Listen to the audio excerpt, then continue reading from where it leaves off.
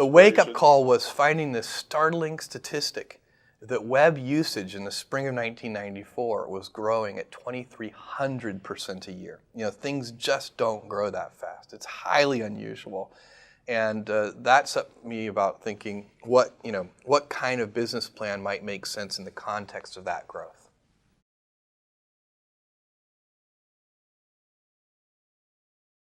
I think there are a couple of things, and one of the things that everybody should realize, and that is probably the single most important factor, is that any startup company that turns into a substantial company over the years never lose track of the fact that there was a lot of luck involved in that. So, there are a lot of entrepreneurs, there are a lot of people who are very smart, very hardworking. Very few ever have, the planetary alignment that leads to a tiny little company growing into something substantial. So that requires not only a lot of planning, a lot of hard work, a big team of people who are all dedicated, but it also requires that not only the planets align, but that you get a few galaxies in there aligning too. And that's certainly what happened to us. Our timing was good. Our choice of product categories, books, was a very good choice. And we did a lot of analysis on that to pick that category as the first best category for e-commerce online. But there were no guarantees that that was a good category. At the time we launched this business, it wasn't even crystal clear that the technology would improve fast enough that ordinary people, non-computer people, would even want to bother with this technology. So that was good luck. So there are a whole bunch of things that have to sort of align to make it work.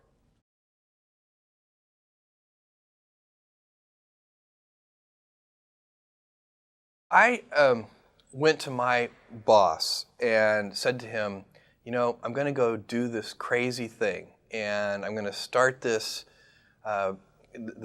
company selling books online. And this is something that I had already been talking to him about in a sort of more general context. But then he said, let's go on a walk. And we went on a 2-hour walk in Central Park in New York City. And the conclusion of that was this. He said, this actually sounds like a really good idea to me. But it sounds like it would be a better idea for somebody who didn't already have a good job. And he convinced me to think about it for 48 hours before making a final decision. And so I went away and was trying to find the right framework in which to make that kind of big decision. And I'd already talked to my wife about this, and she was very supportive and said, look, you can count me in 100%. Whatever you want to do. It's true. She had married this kind of, fairly stable guy in a stable career path, and now he wanted to go do this crazy thing, but she was 100% supportive. So it really was a decision that I had to make for myself. And the framework I found, which made the decision incredibly easy, was what I called, which only a nerd would call, a regret minimization framework. So I wanted to project myself forward to age 80 and say, okay, now I'm looking back on my life. I want to have minimized the number of regrets I have. And I knew that when I was 80, I was not going to regret having tried this. I was not going to regret having trying to participate in this thing called the internet that I thought was going to be a really big deal. I knew that if I failed, I wouldn't regret that. But I knew the one thing I might regret is not ever having tried. And I knew that that would haunt me every day. And so when I thought about it that way, it was an incredibly easy decision. And I think that's a very good, it's if you can project yourself out to age 80 and sort of think, what will I think at that time? It gets you away from some of the daily pieces of confusion. I left this Wall Street firm in the middle of the year. When you do that, you walk away from your annual bonus. And that's the kind of thing that in the short term can confuse you. But if you think about the long term, then you can really make good life decisions that you won't regret later. Most regrets, by the way, are acts of omission and not commission. I think most people when they're 80 years old, you can do bad things. You can go murder somebody, and that would be bad, and that would be an act of commission that you would regret. But most, everyday, ordinary, non-murderers, their big regrets are omissions.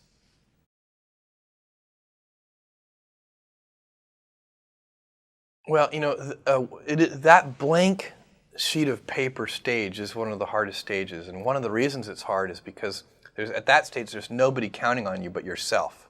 One of the things that is very motivating. I mean, today it's easy because we've got millions of customers counting on us, and thousands of investors counting on us, and then thousands of employees all counting on each other. But in that beginning stage, it's really just you. And you can quit any time. Nobody's going to care. And so you set about doing the simple things first. So you want to start a company. Well, the first thing you do is you should write a business plan.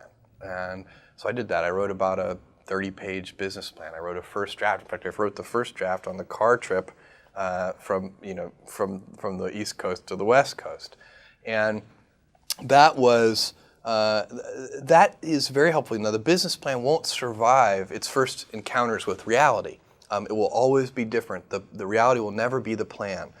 But the discipline of writing the plan forces you to think through some of the issues and to get sort of mentally comfortable in the space. I mean, then you start to understand, if you push on this knob, this will move over here, and so on.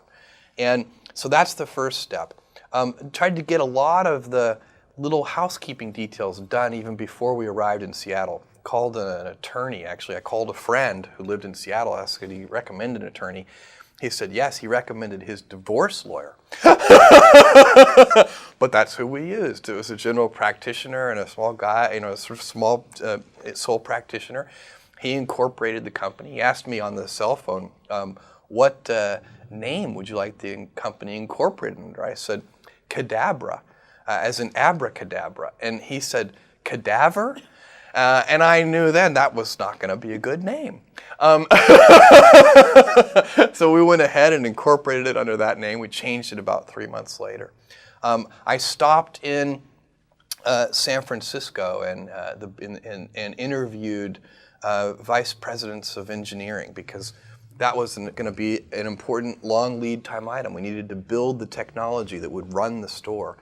And found the person who turned out to be the most important person ever in the history of Amazon.com on that trip, a guy named Shel Kappan, who built all of our early systems with help from others, but he really sort of architected them and engineered them and just did a fantastic job.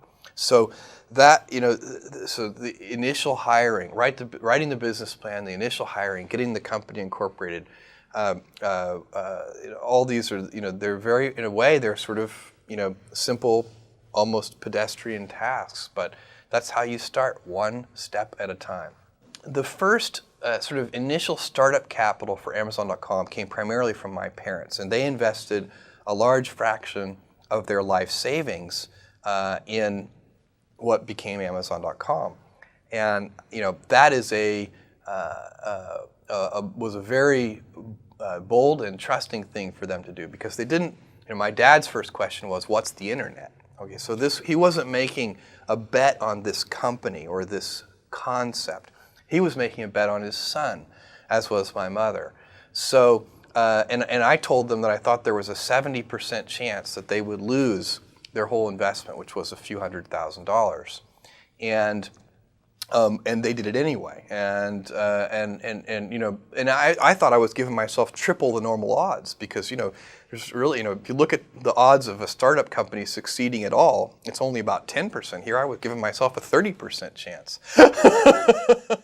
Startup companies need early planetary alignment because there are so many things that can go wrong. And when we launched that store in July of 1995, we were shocked at the customer response. Literally in the first 30 days, we had orders from all 50 states and 45 different countries. And we were woefully unprepared from an operational point of view to handle that kind of volume. And in fact, we quickly expanded. We talked to our landlord, and we expanded into a 2,000 square foot basement warehouse space. It had 6-foot ceilings. One of our 10 employees was 6'2". He went around like this the whole time, and we were doing our day jobs, which might have been computer programming and all the different things that 10 people will do in a little tiny startup company, and then we would spend all afternoon and into the wee hours of the morning packing up the orders and shipping them out. I would drive these things to UPS, and so we'd get the last one, and we'd wait to the last second. I'd get to UPS, and I'd sort of bang on the glass door that was closed, and they always would take pity on me and sort of open up and let us ship things late. We had so many orders that we weren't ready for that we had no real organization in our distribution centers at all. In fact, we were packing on our hands and knees on a hard concrete floor, and I remember, just to show you how stupid I can be, my only defense is that it was late, but we were packing these things, everybody in the company, and I had this brainstorm, and as I said to the person next to me, this packing is killing me, my back hurts, this is killing my knees on this hard cement floor, and the person said, yeah, I know what you mean. And I said, you know what we need, this is my brilliant insight, we need knee pads. I was very serious. And this person looked at me like I was the stupidest person they'd ever seen. They're like, I'm working for this person. This is great. And said, what we need is packing tables. And I looked at this person, and I thought that was the smartest idea I'd ever heard. The next day we got packing tables, and I think we doubled our productivity. That early stage, by the way, of Amazon.com, where we were so unprepared, is probably one of the luckiest things that ever happened to us, because it formed a culture of customer service in every department of the company, every single person in the company, because we had to work with our hands so close to the customers, making sure those orders went out, really set up a culture that served us well. And that is our goal, to be Earth's most customer-centric company.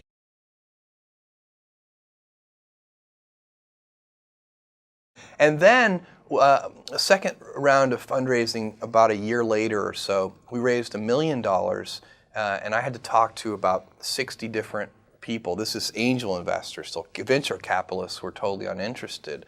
And this was a time, it wasn't like what people think of today. And in 1998 and 1999, you could raise $60 million for an internet idea without a business plan, with a single phone call. It was a very different era. But back in 1995, it was very difficult to raise money. And by the way, it wasn't more difficult than it had been for the previous 20 years to raise money. It just was sort of normally hard. It's supposed to be hard to raise $1 million.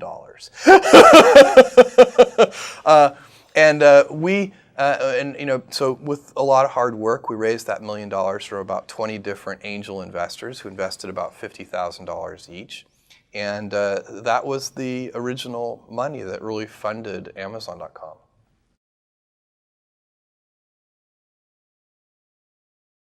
Once you are looking at the odds in a realistic way, it's very important for entrepreneurs to be realistic. And so if you believe on that first day, while you're writing the business plan, that there's a 70% chance that the whole thing will fail, and then that kind of relieves the pressure of self-doubt. I mean, it's sort of like, I don't have any doubt about whether we're going to fail. That's the likely outcome. And it just is. And to pretend that it's not will lead you to do strange and unnatural things. So and what you do with those early investment dollars, so if you have $300,000 and then you have $1 million, what you do with those early precious capital resources is you go about systematically trying to eliminate risk. So you pick whatever you think the biggest problems are, and you try to eliminate them one at a time. And that's how small companies get a little bit bigger and then a little bit bigger and a little bit bigger until finally, at a certain stage, you reach a transition where where the company has more control over its future destiny. You know, when a company is very tiny, it needs a tremendous amount of not only hard work, but as we talked about earlier, luck. As a company gets bigger, it starts to become a little more stable, where if at a certain point in time, the company has a much bigger influence over its future outcome. It needs a lot less luck, and instead it needs the hard work. And at that point, there's a little bit more pressure, because then if you fail, you have nobody to blame but yourself.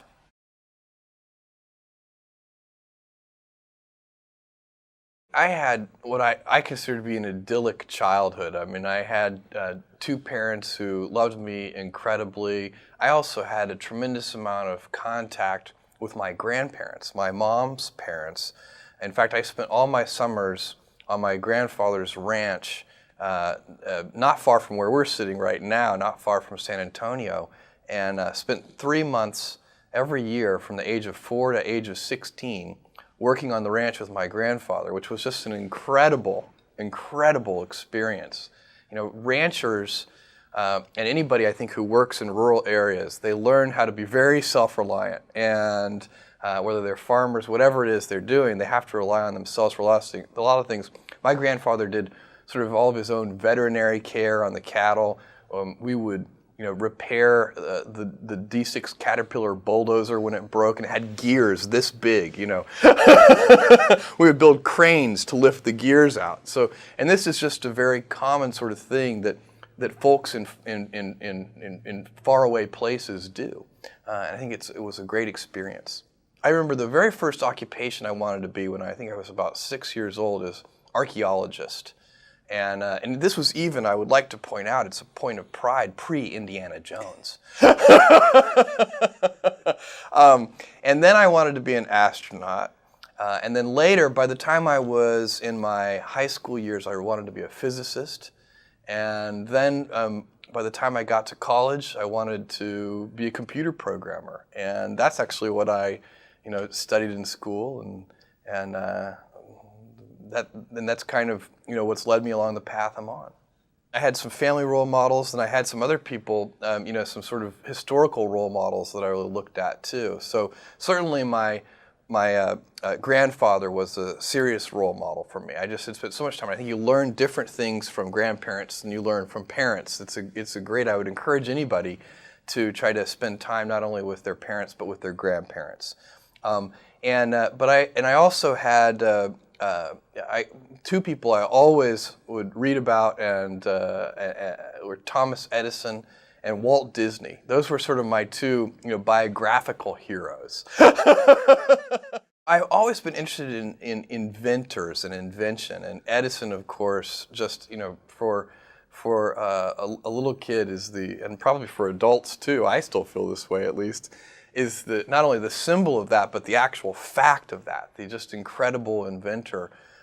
And I've always felt that there's a certain kind of important pioneering that goes on from an inventor like Thomas Edison.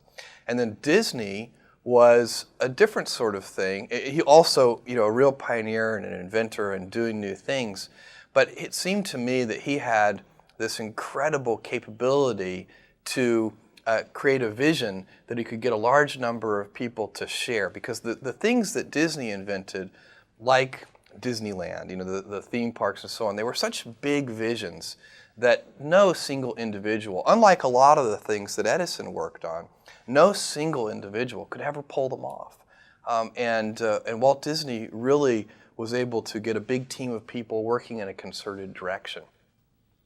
I was a very nerdy and good student, so I was in the goody-goody class of students, and was always very working hard, studying.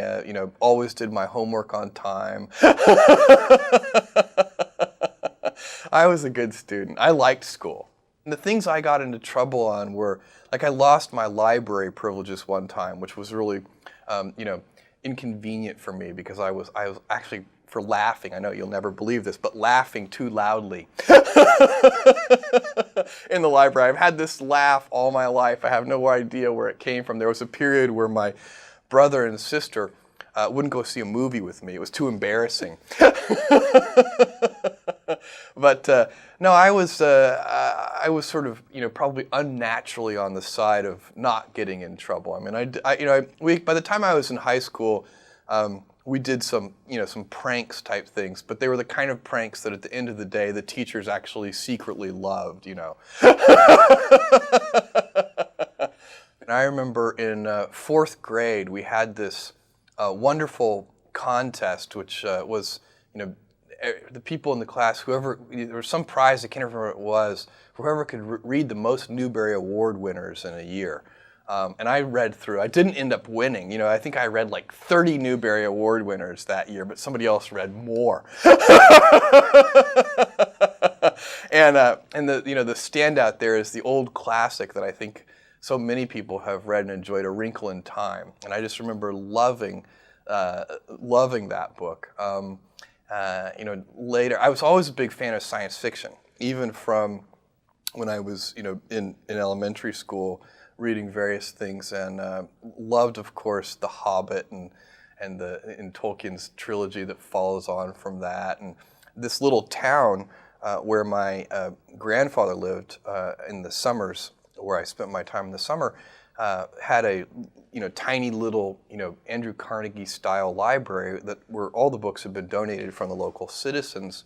And I found, this was a very small library, smaller than the room that we're sitting in now, and it had, but it had an extensive science fiction collection, because it just so happened one of the residents of this 3,000 person town had been a science fiction fan and donated their whole collection. And that started a love affair for me with people like Heinlein and Asimov and all of the well-known science fiction authors that persist to this day.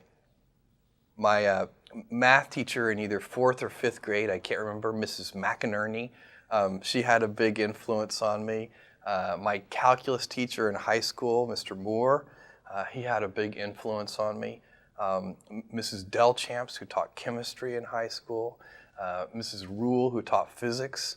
I really, I have been blessed with, conscientious, hardworking, super smart teachers. And I don't know, because, I only got to go through school once, so I don't know if, I have a feeling I was lucky. I know there are a lot of hardworking teachers out there, but I seem to have had more than my fair share. I always wanted to please. It was one of the things, and I think one of the things that these teachers who are really, really good do is they recognize that their students, they create that environment where you can be very satisfied by the process of learning that's going on. So it's like anything. If you do something and you find it to be a very satisfying experience, then you want to do more of it. And so the great teachers somehow convey in their very attitude and their words and their actions and everything they do that this is an important thing you're learning. And by doing that, you end up wanting to do more of it and more of it and more of it. And I think that's a real talent that some people have to kind of convey the importance of that and to reflect it back to the students. I was very difficult to punish for my parents, because they would send me to my room, and I was always happy to go to my room because I would just read. So if I talked back or did anything that was sort of, you're grounded and you have to stay in your room, that was always fine with me. So I was a big reader. I remember playing lots of games in elementary school, like kick the can and various, tag and all the outdoor games and so on. And I did all those things. I think I had a very kind of, normal sort of, except for my ranch experience, which I think is very unusual for experiencing a great one to have had. I think my experience as a kid was a very normal one.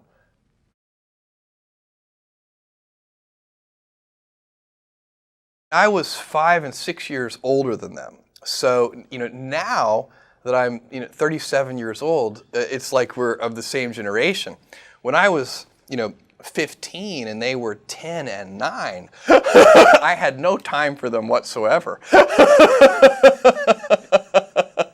It was, they were always like the pesky younger siblings that I was trying to, shake off and keep out of my room. And, I was constantly booby-trapping the house with various kinds of alarms. And, some of them were not just, audible sounds, but actually like, physical booby traps. I think I occasionally worried my parents that they were going to open the door one day and, have 30 pounds of nails drop on their head or something. I was always, our garage was basically, science fair central. And my mom is a saint because she would drive me to Radio Shack, multiple times a day to the point where she would finally say, okay, look, will you please get your parts list straight before we go? I can't handle more than one trip to Radio Shack per day. So there was a lot of that kind of stuff going on in our house.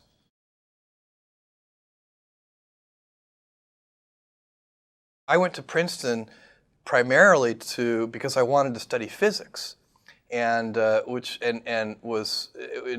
such a fantastic place to study physics, and things went fairly well until I got to quantum mechanics, and there were about 30 people in the class by that point, and it was so hard for me. And I just remember there was a point in this where I realized, I'm never going to be a great physicist. There were 3 or 4 people in the class whose brains were so clearly wired differently to process these highly abstract concepts in, so much more. I mean, I was doing well in terms of the grades I was getting, but for me, it was laborious, hard work. And for some of these truly gifted folks, it was awe-inspiring for me to watch them, because in a very easy, almost casual way, they could absorb concepts and solve problems that I would, work 12 hours on.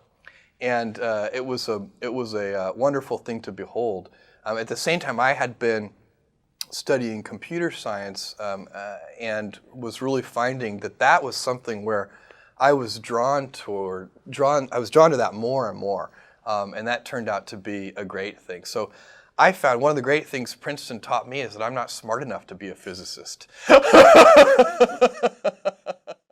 I was very, very lucky because in 4th grade, which for me would have been, it would have been about 1974, I had access to a mainframe computer. There were no personal computers in 1974, and there was a company in Houston that had loaned excess mainframe computer time to this little elementary school. And we had a teletype that was connected by an old acoustic modem. You literally dialed a regular phone and picked up the handset and put it in this little cradle. And none of the teachers knew how to operate this computer. Nobody did, but there was a stack of manuals, and me and a couple of other kids stayed after class and learned how to program this thing. And that worked well for maybe about a week.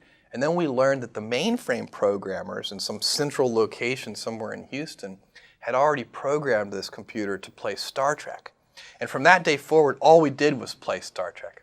And that's actually something I should have mentioned, but I used a large portion of my elementary school free time hours not only watching Star Trek, the original, of course, but also playing Star Trek. And everybody wanted to be, all of my friends, we all wanted to be Spock. And if you couldn't be Spock, then you would be Captain Kirk. And if you couldn't be Captain Kirk, then it started to separate. People wanted to be different. Some people wanted to be Bones. I never wanted to be Bones. I would take as my third choice. If I couldn't get Spock or Kirk, I would take the computer. You say, somebody would ask, the computer was fun to play because people would ask you questions and they say computer and you'd say working. I think it's always hard to know why you're drawn to a particular thing. I think part of it is if you have a facility with that thing, then of course it's satisfying to do it, and so in a way that's self-reinforcing. And certainly I always had a facility with computers. I always got along well with them, and they're such extraordinary tools. I mean, you can teach them to do things, and then they actually do them. I mean, it's a kind of an incredible tool that we've built here in the 20th century.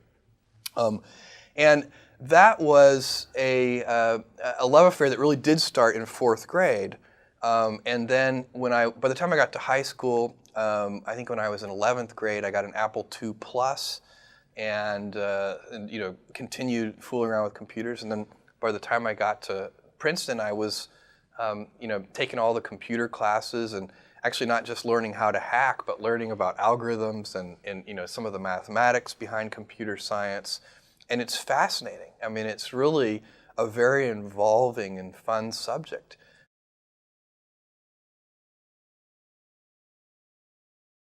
I toyed with the idea of starting a company, and even talked to a couple of friends about starting a company, and ultimately decided that it would be smarter to wait and learn a little bit more about business and the way the world works. One of the things that it's very hard to believe when you're 22 or 23 years old is that you don't already know everything. It turns out, I mean, as I suspect, people learn more and more as they get older, that you seem to realize that you know less and less every year that goes by. I can only imagine that by the time I'm 70, I will realize I know nothing. So that was, I think, a very good decision to not do that. I went to work for a startup company, but one in New York City that was building a network for helping brokerage firms clear trades. I mean, it's a kind of an obscure thing, and it's not very interesting to go into, but it used my technical skills, and it was very fun work, and I loved the people I was working with. And then from then on, I started working sort of at the intersection of computers and finance, and stayed on Wall Street for a long time. Ultimately worked for a company that did this thing called quantitative hedge fund trading. So what we did is we programmed the computers, and then the computers made stock trades. And that was very interesting too. And that was where I was working when I came across the fact that the web was growing at 2,300% a year, and that's what led to the forming of Amazon.com.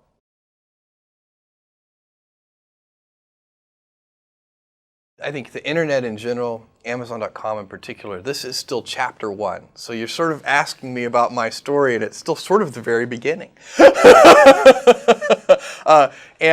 Which I think is, it is interesting, because there's still a lot of this to be built, a lot of technology to build, a lot of innovations for customers to be built, and also the financial side of the story is still playing itself out in real time. But there's a lot of visibility on the internet, and there has been for the last couple of years.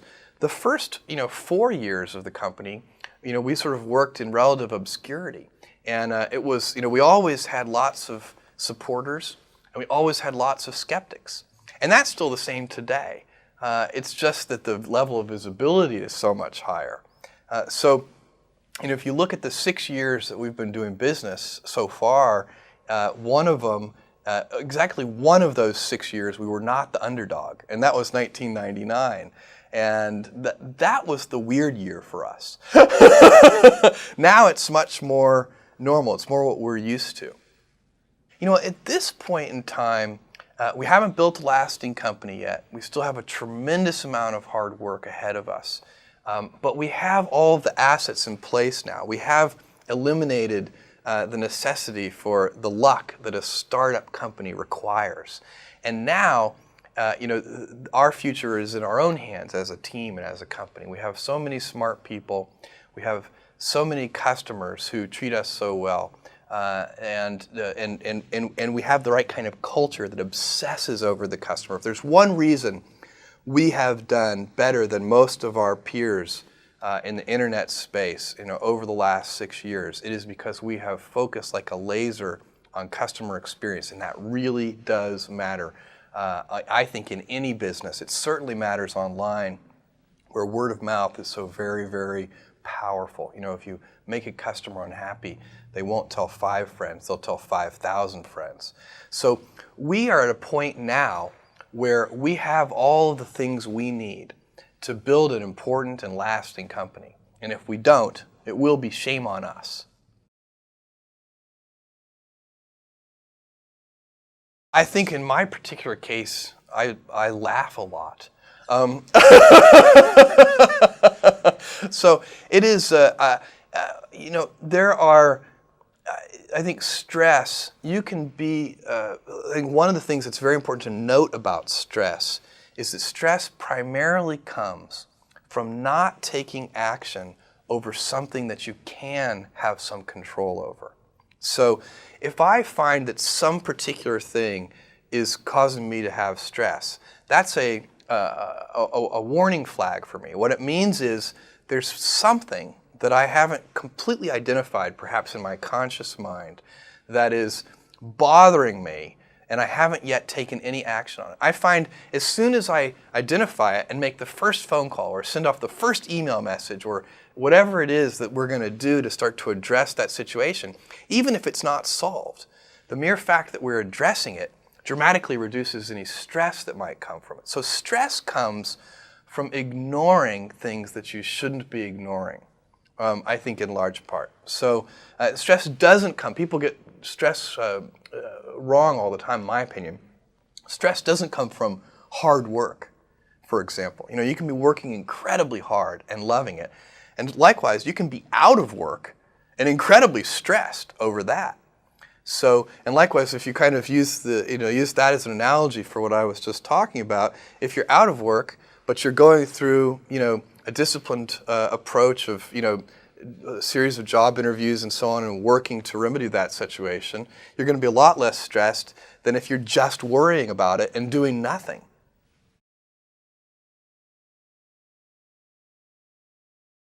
Well, I think, one of the things that I think people would be surprised to learn, and I don't know if this is true for everybody, but I suspect it is. And I think that at least at a certain age, the basic foundational things about people are largely set. And so, I'm a lottery winner of a certain kind. And I suspect if you were to go, survey lottery winners, you would find that the core things about them don't really change because they won the lottery. And I think that's probably, and I think people are always very curious about that. How does it fundamentally change a person when they win a lottery? And I don't think it does very much. One thing I find very motivating, and and I think this is probably a very common form of motivation or motive or cause of motivation, is I love people counting on me. And so, today, it's so easy to be motivated because we have millions of customers counting on us at Amazon.com. We've got thousands of investors counting on us. And we've got, we're a team of thousands of employees all counting on each other. And so it's, and that's fun.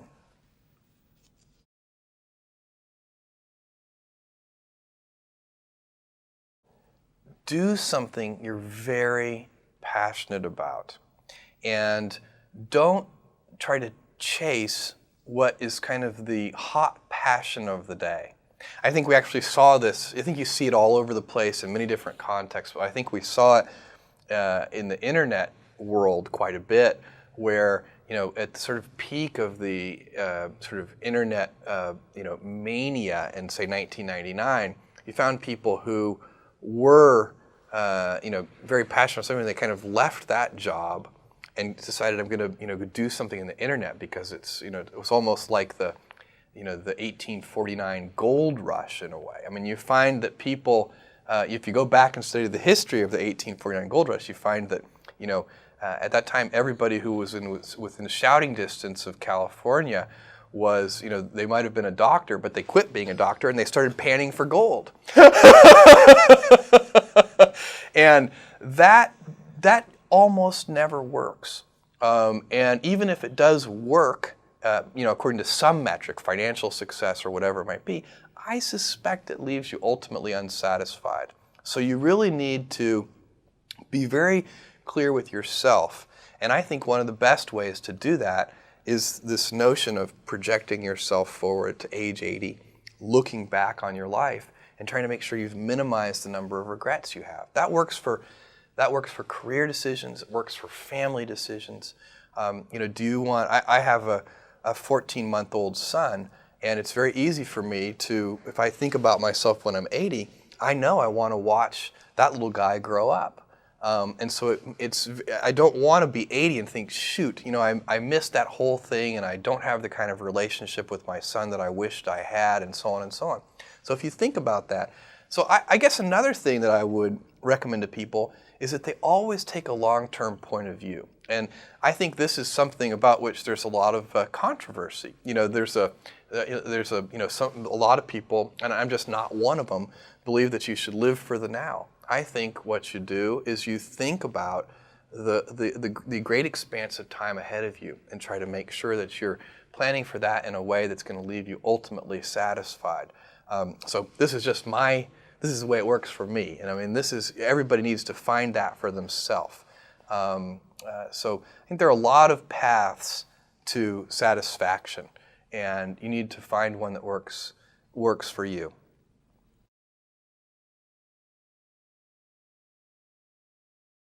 If you are a lottery winner, as I am, then one of the things that you get a chance to do at some point in your life is to be a philanthropist.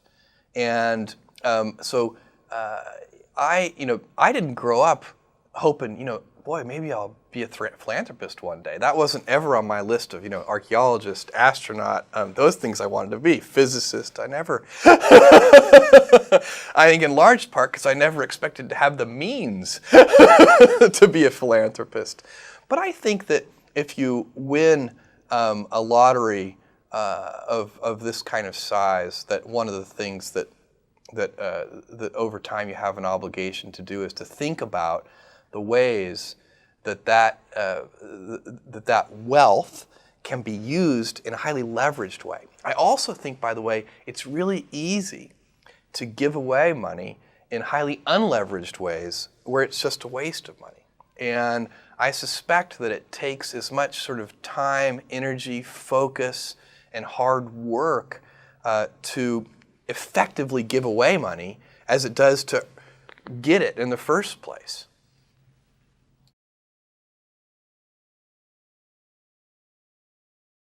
I think one of the things that's most important to me is, one of the notions that the United States was founded on, and that is liberty.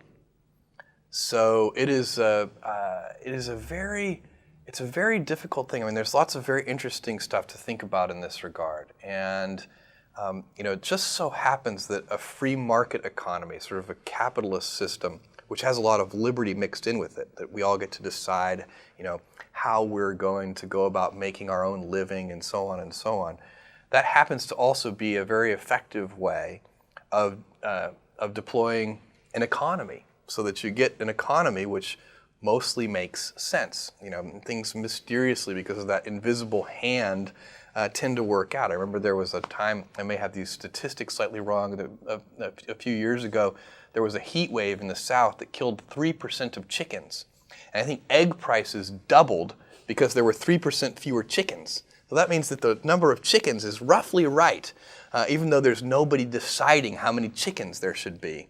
All right, so that is a very interesting fact, I think, that the free market economy, which by necessity involves a lot of liberty, just happens to work well in terms of allocating resources. But imagine a different world. Imagine a world where some incredibly artificially intelligent computer could actually do a better job than the invisible hand of allocating resources, and were to say, there shouldn't be this many chickens, there should be this many chickens, just a few more or a few less. Well, that might even lead to more aggregate wealth. So it might be a society that if you give up liberty, everybody could be a little wealthier. Now the question that I would pose is, if that turned out to be the world, is that a good trade? Personally, I don't think so. Personally, I think it'd be a terrible trade. And I sometimes worry about that because I think it's a coincidence that that liberty tends to do such a good job of sort of creating an economy that functions well.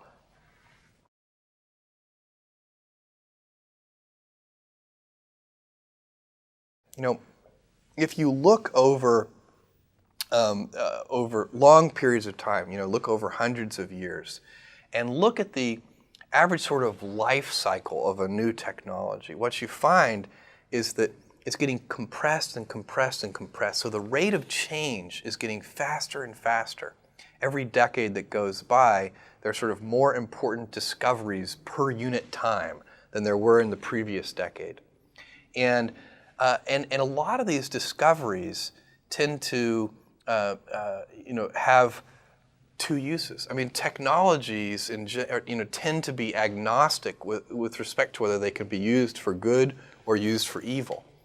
And I think that over the next 50 years, we are going to face a lot of very tough decisions as a society in how we make sure that we are harnessing those technologies for good purposes.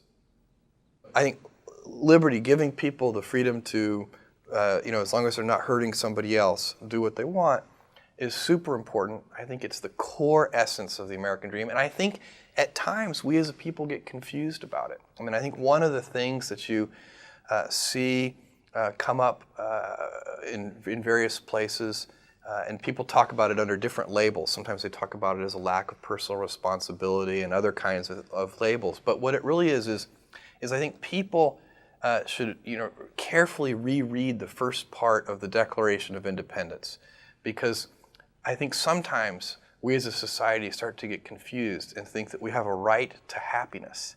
But if you read the Declaration of Independence, it talks about life, liberty, and the pursuit of happiness.